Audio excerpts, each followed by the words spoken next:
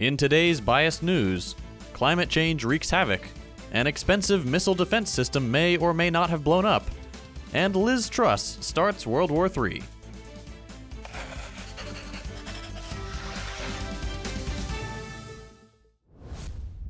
Climate change is once again in the headlines, as global temperatures are now more likely to breach the 1.5 degrees Celsius threshold within the next 5 years, according to the World Meteorological Organization. They clarify that this isn't the 1.5 degree threshold usually spoken of, which is considered to be a more permanent shift. Rather, this one will be a temporary rise, with a 66% chance of reaching this threshold by 2027.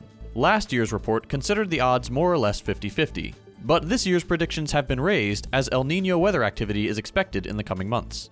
El Niño is a natural weather phenomenon in which warmer waters in the tropical Pacific heat the atmosphere above, raising global temperatures. This natural event has been exacerbated by man-made climate change, which increases the likelihood of temporarily exceeding 1.5 degrees. The WMO predicts with 98% certainty that one of the next 5 years will be the hottest on record, surpassing even 2016, which saw a rise of 1.3 degrees.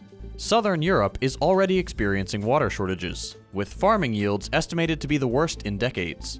Successive years of extreme weather in places such as Spain have depleted groundwater reserves, dried soil, and reduced river flows, negatively affecting hydropower production.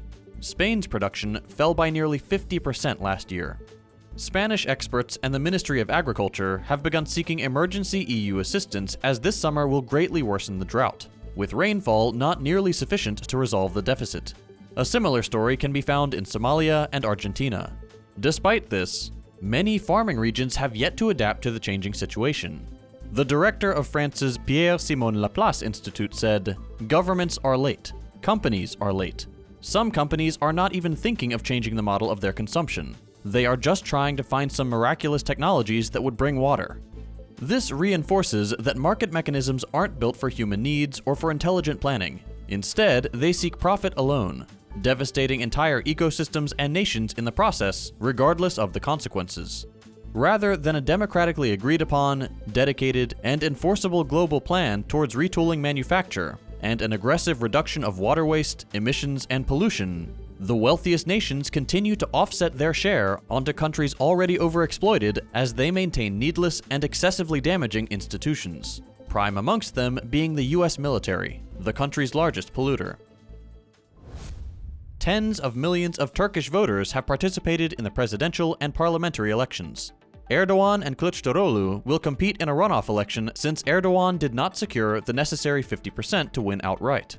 Erdogan obtained 49.51% of the vote, while his competition received 44.88%.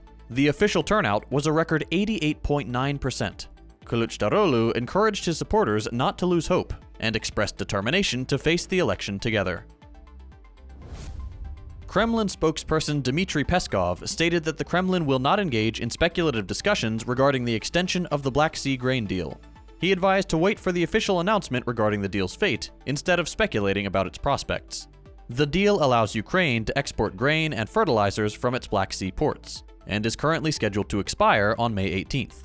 Russia's UN ambassador previously stated that an extension would be considered only if issues related to Russia's agricultural exports were adequately addressed. The importance of this agreement cannot be stressed enough, as most of the world relies on Ukrainian and Russian grain. Moving to Europe, the ECB, the central bank, is attempting to curb inflation. Eurozone inflation accelerated in April, reaching 7%, compared to the previous month's 6.9%, driven by increasing services and energy costs. Services inflation rose by 5.2%. The ECB's meeting on June 15th is expected to result in another rate hike. Ukraine denied on Wednesday that a Russian hypersonic missile had destroyed the famed US-made Patriot missile defense system during an airstrike on Kyiv. Footage of the incident seems to suggest that the system was indeed destroyed, and Western media's reporting on the incident has been inconsistent.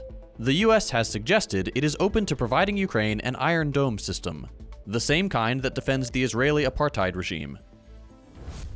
The UK's arguably most embarrassing ex-Prime Minister Liz Truss will be making a reckless 5-day visit to the island of Taiwan, where she will meet with the ruling DPP party. She'll most likely end up being used by the party as a means to score electoral points on the home front. A Paris court on Wednesday denied an appeal by former President Sarkozy to overturn his corruption conviction. The court upheld a prison sentence and a ban on serving in public office. But of course, the court ruled he must wear an electronic tag instead of actually going to jail, a privilege we doubt they would offer a regular citizen. Sarkozy's lawyer said he will now take the case to the Supreme Court. And in positive news for the day, the world's oldest dog celebrated his 31st birthday today. Look at this good boy.